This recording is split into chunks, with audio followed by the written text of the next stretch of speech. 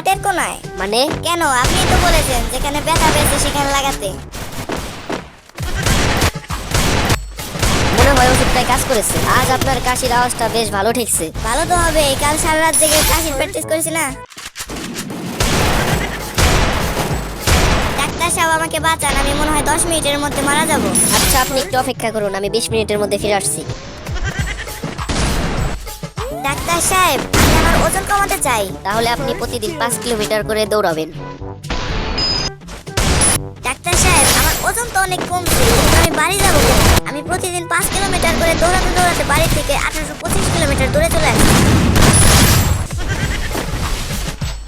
Doctor সাহেব, আমার পেটে অনেক গ্যাস, কিন্তু ভালো দেখেই যে আমার গ্যাসে কোনো গন্ধও নেই, শব্দও নেই। এখানে বসে আমি 15-20 বার গ্যাস ছেড়েছি, কিন্তু কেউ টেরই পায়নি। এই ওষুধটা খান, আর 1 সপ্তাহ পরে আসবেন। ডাক্তার সাহেব, এটা আমাকে কি ওষুধ দিলেন? আমার গ্যাসের শব্দ নেই, কিন্তু জঘন্য গন্ধ। আপনার নাক ঠিক হয়ে গেছে, এবার আপনার কানের চিকিৎসা করতে হবে।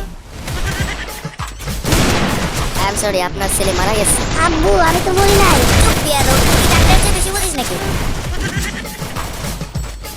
ডাক্তার সাহেব, আমাকে বাঁচান। যখন আমি জেগে থাকি মনে হয় আমার পাশে জিরাফ বসে আছে। আবার কখনো কখনো শিম্পাঞ্জি খাওয়ার সময় ভাগ বসাতে চায়। তাছাড়া হাতি, গন্ডার, হরিণ তো আছে।